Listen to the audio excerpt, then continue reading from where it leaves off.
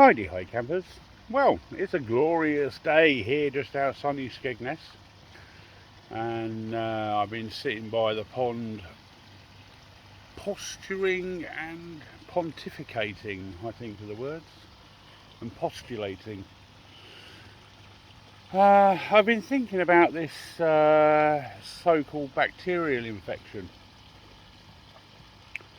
and the amount of people that have had this so-called bacterial infection and the amount of trouble people are having getting on top of it.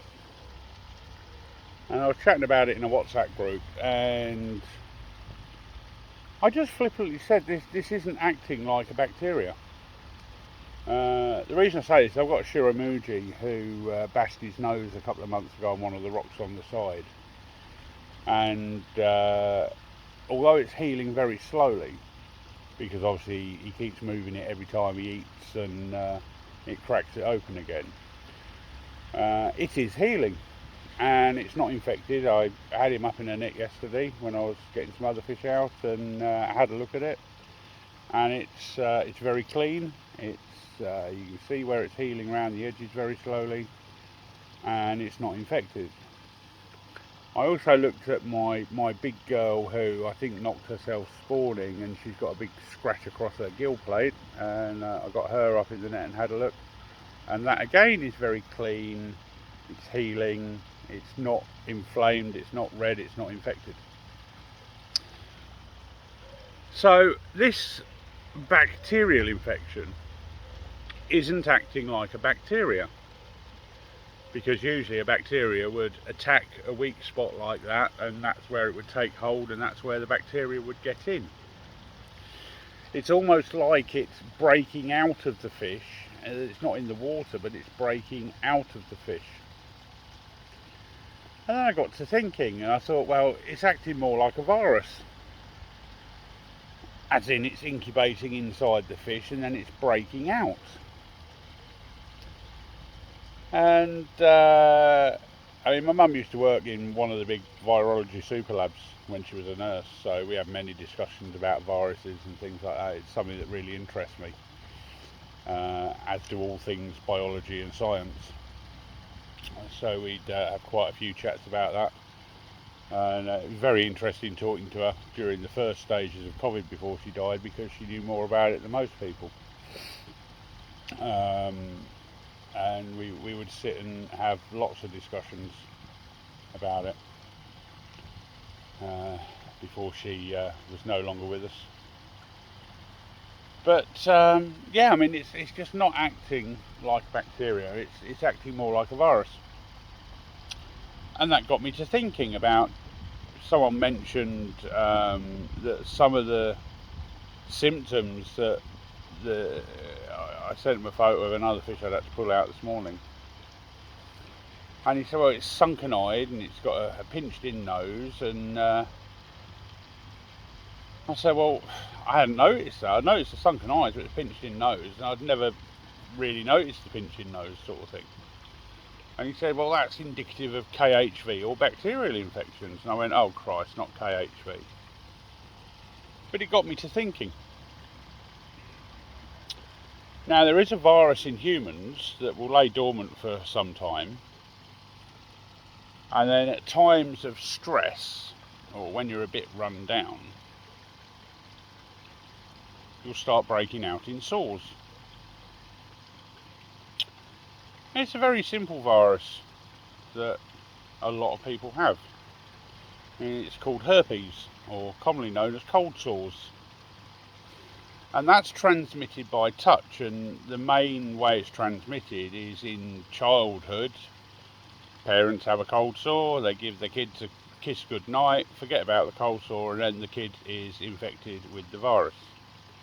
And although it's not a life-threatening virus, it's pretty uncomfortable when you get a cold sore. Now, herpes, whether it be genital or otherwise, is basically the same virus that CEV and KHV are. They're all part of the same family of viruses, a little bit like COVID and the common cold are part of the same virus family. And viruses, as we know, mutate and they do things to prolong their life, and for them to be able to replicate and reproduce. Very much the same COVID has. Over time it's become slightly weaker, so that it can infect people and not kill them, because once it kills the person it can't pass on to another host and it can't reproduce, which is its prime directive. So this has got me to thinking as well. If KHV and CEV are of the same family, and herpes is of the same family, and it appears that these fish are breaking out in sores, and it appears that they're transmitting it through touch, maybe this is viral rather than bacterial. And what got me to thinking this was everything in my pond had calmed down. Wasn't losing fish anymore. Then they started spawning.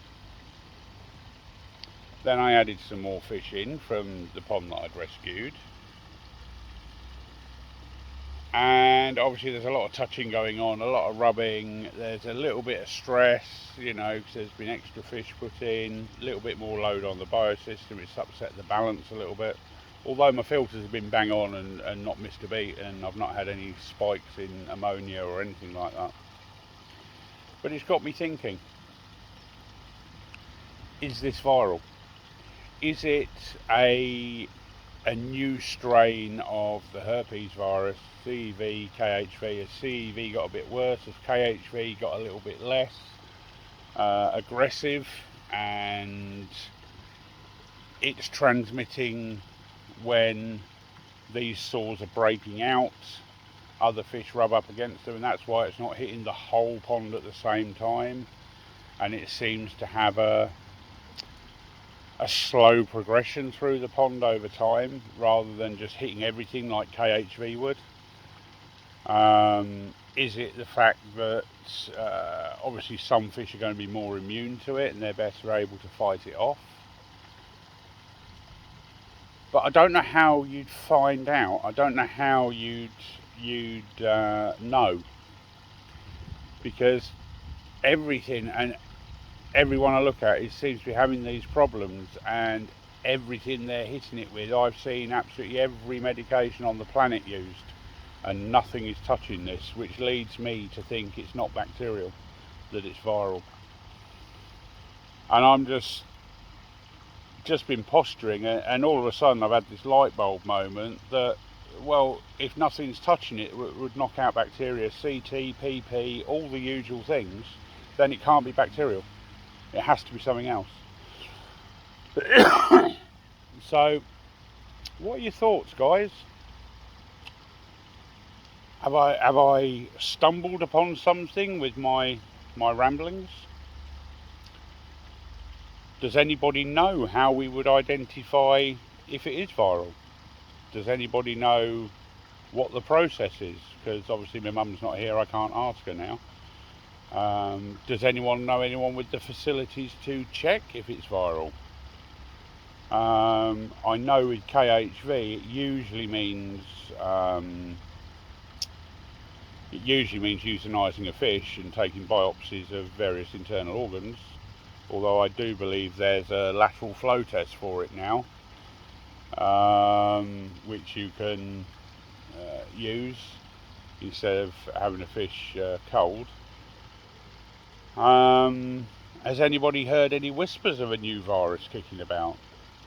Because as we know, KHV, it took quite a long time for it to come out into the general public, because it was kind of hushed up a bit.